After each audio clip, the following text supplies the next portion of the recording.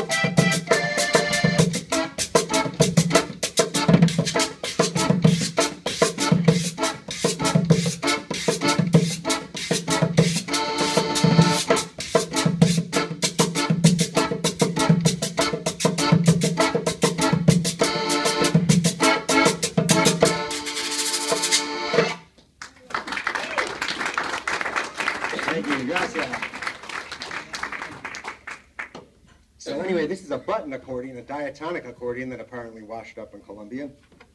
As you can see, it's different from normal accordions that have like a piano keyboard, like the keyboard over there with the keys. And anyway, I've been in love with this music for so long, but I never really noticed that it was a different kind of accordion. And so I was looking into buying an accordion. I figured I'd get one of those piano ones. And I was surfing around on the internet, and luckily I found some post that said, if you want to learn this music, make sure you get one of these kind of accordions and not one of those. Because according to where these buttons are placed, that's what lent itself to the original melodies. So if I played on that type of accordion, I'd work twice as hard to play these melodies. And sometimes it's the buttons that are next to each other that they use. But you can hear that indigenous and African rhythm. You know, it's basically designed to make you dance. So they picked this up, messed around with it for 100 years or so, and just tried to get people to dance as much as possible. You know, that's part of it. Also, this arose to the, there's another type of music, which I'm going to play also. It's called Vallenato, and it's from Valle du Par, which is an area of Colombia. And I was talking to Hugo before, and they were saying that originally Vallenato, it was kind of like telling the news. You would write a song just about what happened in your village or your town, what was going on. And much, much later it became commercial, and now it's a huge form of music in South America, you know, and even well-known in North America. But originally it was just telling the news. And that's what's great about some of these songs. They're just simple lyrics. It's just about simple life, the simple life, you know. I've been to Colombia a few times, and sometimes people don't have the same resources that we have, but they know what's important. They live a simple life, perhaps, maybe like a radical simplicity. That struck me a few times. And people have their priorities in order, you know, and you know, very beautiful culture. Unfortunately, Colombia has this bad rap, you know, and here when we think of Colombia, a lot of people think of drugs and cocaine and whatnot, but they're just missing the point. There's so much beauty to this culture, and the people are very friendly, wonderful people there. You know, they give you the shirt off their back and cook for you some amazing food if you ever go there. It's just wonderful. So, and no one knows about how, this is very happy music, right? This is like, people think of bad things, but this is like one of the most positive forces in the world, is this Colombian music. So that's why we're sharing it today. Makes me happy. I hope it makes you happy. So this is called 039. And I guess this song, you want to tell them a little what this song is about? Is it? Okay, I'll play. Right, this song is about a guy that lost his girlfriend. I mean, he was walking with his girlfriend, and all of a sudden she just decided to go with somebody else. Jump in somebody else's truck and left. So the guy's here crying. She left me with some guy that in the truck that which the license plate is 039, which is the name of the song, 039. So it's a sad and a happy story. But like, okay, it's depressing, but wait till you hear this music. It's a pretty happy song. It's like a party song, you know. So. Maybe he's happy because she left. I don't know.